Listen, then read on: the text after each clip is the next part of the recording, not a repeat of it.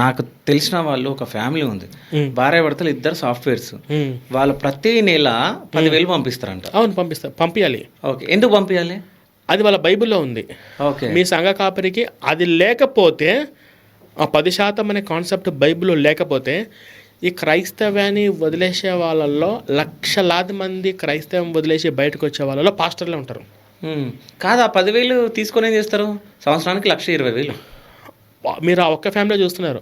ఆ చర్చిలో ఎంతమంది ఫ్యామిలీలు ఉన్నాయి, ఎంతమంది వస్తున్నారు? 100 ఫ్యామిలీలు ఉంటే విలేజ్లో పాస్టర్కి సింపుల్గా 1,50,000 వచ్చేస్తాయి ఈజీగా. Simple money. ఎలాగంటే ఇంటింటికి వెళ్ళి ప్రార్థన చేస్తాడు. మన కరోనా సమయం ప్రార్థన చేసినప్పుడు ఎవడన్నా ఇంత బైబిల్ ఓపెన్ చేస్తే డబ్బులు పెట్టాలి. ఇప్పుడు నేను, నా భార్య, నా కొడుకు ఇవ్వడానికి మేము ముగ్గురం పెట్టాలి డబ్బులు. ఒకరు పెడితే సరిపోదు, పెట్టకపోతే ఒక రకంగా చూస్తాడు వాడు. ఇంకొక విషయం చెప్తున్నాను.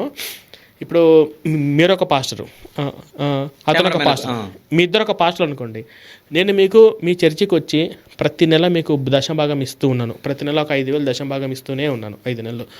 అలా ఇచ్చిన తర్వాత ఒకసారి మీ చర్చిలో వదిలేసి మీ చర్చిలో ఇవ్వాల్సిన దశంభాగం అతనికి ఇచ్చారనుకోండి, 1 నెల 2 నెలలు. అతని మీ మీ మీ ప్లేస్లో ఉన్న పాస్టర్ ఏం చేస్తా తెలుసా? రేపటి నాడు నాకేదైనా జరిగినా, రేపు నా కొడుకు కానీ ఏదైనా పెళ్లి సంబంధాలు వచ్చి మాట్లాడినా ఇక్కడికి కదా రావాలి, అప్పుడు వాళ్ళ సంగతి చెప్తా అని చెప్పేసి చెడగొట్టిన సందర్భాలు కూడా చాలా ఉన్నాయి.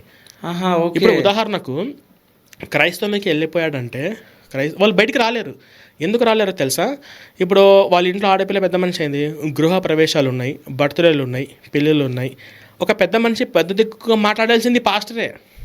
క్రిస్టియన్ ఫ్యామిలీలో ఒకవేళ ఆ పాస్టర్కి విరుద్ధంగా వేరే చర్చికి వెళ్ళినా, ఆ పాస్టర్కి ఇవ్వాల్సింది డబ్బులు ఇవ్వలేకపోయినా, ఆ పాస్టర్కి ఇవ్వాల్సిన డబ్బులు తీసి వేరే వాడికి ఇచ్చినా, వీడు ఏం చేయాలో అది చేస్తాడు. ఎక్కడ దొక్కాలో అక్కడ తొక్కుతాడు. వాడు రెడీగా ఉంటాడు. అయితే నేను ఇది ఎక్కడో విన్నా. ఇప్పుడు మీరు దశంభాగం అన్నారు, అది ఇస్తేనే కానీ వీళ్ళ ఇంట్లలో ఏమైనా ఫంక్షన్ అయినా, ఎవరన్నా చనిపోయినా కానీ వస్తారంట, లేక అది ఇవ్వకుండా రారంట. ఇక్కడ శవం పెట్టి నేను మా ఊరి దగ్గర ఒక ఊరిలో వెళ్ళానమాట. అతను ఒక పిల్లవాడు నా వీడియోలు చూస్తూనే ఉంటాడు. అన్న, నేను స్టేటస్ పెడుతున్నాను, నా వీడియోలు నేను చూస్తూనే ఉన్నాను అన్న. మా పక్కన ఎవరో ఒక శవం ఉంది, అందరూ ఏడుస్తూ ఉన్నారు. శవం పక్కన పెట్టుకొని నాకు 4-5 నెలల నుంచి దశంభాగం ఇచ్చావా, ఇప్పుడు నేను వచ్చి ప్రార్థన చేసి సమాధి చేయాలా, నీకు నేను దొరికిన ఎరగా పాస్టర్ అని చెప్పేసి శవం ఆడ ఉండి ఏడుస్తూ ఉంటేనే పాస్టర్ అడిగాడంట.